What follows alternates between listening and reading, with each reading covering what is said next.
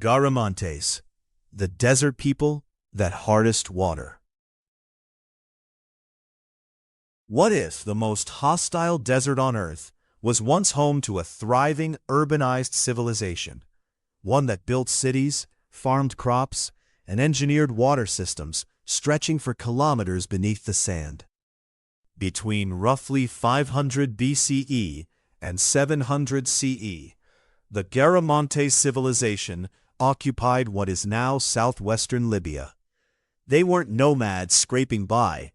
They were the first urbanized society to establish itself in the Sahara.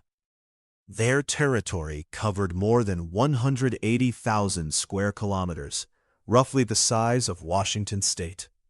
Their capital, Garama, housed approximately 4,000 people. In a region that receives less than 25 millimeters of rain per year, that number demands an explanation. How did 4,000 people survive, let alone build a civilization, in the Sahara? The answer is a word worth knowing: fogaras. Underground irrigation channels engineered to carry water from deep beneath the desert to the surface. Beneath the Sahara lies one of the world's largest fossil aquifer systems. Ancient water trapped in porous rock, left over from a wetter geological era. The Garamantes identified this resource and devised a method to reach it without a single piece of modern machinery. The Fogara system worked through a series of vertical shafts sunk into the earth at regular intervals. Those shafts connected to a gently sloping underground tunnel that used gravity alone to move water toward agricultural fields at lower elevations. Workers excavated these tunnels by hand, moving through passages sometimes just wide enough for a single person.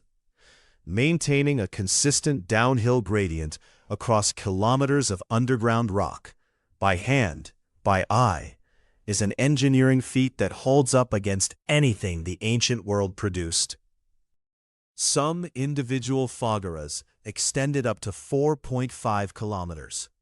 That's not a drainage ditch. That's a precision-engineered underground aqueduct, hand-carved through solid desert bedrock, without GPS, without metal tools, without surveying lasers. Here's where it gets more complicated.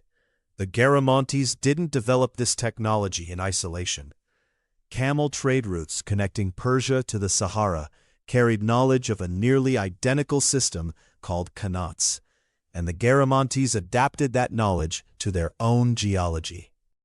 The transfer likely occurred around the 5th century BCE, when Persian qanat expertise was already embedded across Achaemenid-controlled territories.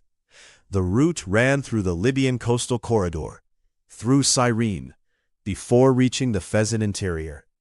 Roughly 2,000 kilometers of knowledge transfer. The water the fogaras delivered made agriculture possible in terrain that should have been barren. The Garamantes grew wheat, barley, figs, and grapes, crops that required reliable irrigation across multiple consecutive growing seasons. Agriculture alone didn't make the Garamantes powerful. Geography did. They sat directly between the Mediterranean world to the north and sub-Saharan Africa to the south, making them indispensable intermediaries in long-distance trade. Excavations at Jarma, ancient Garama, have uncovered Roman glassware, Mediterranean amphorae, and sub-Saharan gold alongside local ceramics. That material record confirms a civilization wired into a continental exchange network. The capital, Garama, in the Wadi al-Ajal Valley, wasn't a temporary encampment. The Fazan project, led by archaeologist David Mattingly of the University of Leicester, revealed permanent mud brick architecture, planned streets, and storage facilities, the physical skeleton of a settled urban society. But here's the critical tension at the heart of this story. The aquifer they tapped was fossil water, ancient, finite, and not being replenished at any meaningful rate. Every leader they drew was a leader that wouldn't return. As generations passed and the Sahara network expanded, the water table dropped. Tunnels that once reached water had to be extended deeper. New shafts had to be dug further from the city. The engineering effort grew, while the yield shrank. The Fazan project's remote sensing surveys identified more than 600 abandoned Sahara shafts across the Fezzan. Tunnels dug, used briefly, then left dry. Each one is a data point in the slow collapse of a water system stretched past its limits. At the same time, the trade networks sustaining Garamantes' wealth began to shift. New routes emerged along the eastern Sahara and coastal corridors that bypassed the Fezzan entirely, cutting the Garamantes off from the economic traffic they'd built their power on. Two pressures arrived together: a failing water infrastructure and a collapsing economic position. Neither alone might have ended the civilization. Together, they created a crisis with no engineering solution, the same dual-pressure dynamic that ended the Akkadian Empire roughly 2,000 years earlier, when drought and trade disruption arrived in the same generation. By around 700 CE, Garamantes' urban centers show clear archaeological evidence of abandonment: reduced ceramic assemblages, collapsed storage structures, and a sharp contraction in the spatial extent of settled occupation across the Fezzan. That opening claim, first urbanized society in the Sahara, carries weight precisely because of what came after. No comparable urban civilization arose in the central Sahara for over 1,000 years following the Garamantes' decline. The Saharas didn't vanish entirely. Satellite imagery of the Fezzan today reveals ghostly linear traces of ancient shaft alignments still visible from orbit, a subterranean infrastructure that outlasted the civilization that built it. The aquifer the Garamantes tapped, part of the Nubian sandstone aquifer system, is still being drawn upon today. Libya's great man-made river project pumps from the same fossil water reserves, raising identical questions about how long it lasts. The Garamantes didn't fail because they were unsophisticated. They failed because they built a civilization on a non-renewable resource without a mechanism to replace it when it ran low.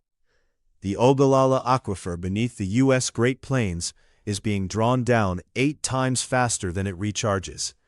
That's not a historical parallel. That's the same structure running now. Before we focus entirely on the collapse, the achievement deserves full credit. The Fazan project documented more than 30 individual Sahara systems across the Wadi al-Ajal alone. Each one a gravity-fed aqueduct hand-carved through desert bedrock, sustaining a city for over 1,000 years without a single pump. There's a persistent misconception that the Sahara has always been a barren, civilization-free wasteland. The Fazan project alone cataloged over 100,000 archaeological features across the Fezzan: field systems, Sahara shafts, cemeteries, settlements, all invisible to the surface traveler, all proof of dense, sustained occupation. Contemporary water engineers studying arid region irrigation have returned to Sahara and Qanat designs. In Iran, Afghanistan, and Morocco, traditional Qanat systems still function today, delivering water without pumps, without electricity, using only gravity and geological knowledge accumulated over centuries. The trade route collapse is equally instructive.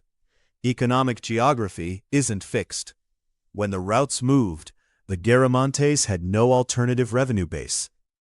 Civilizations built on transit traffic are exposed the moment transit finds another path.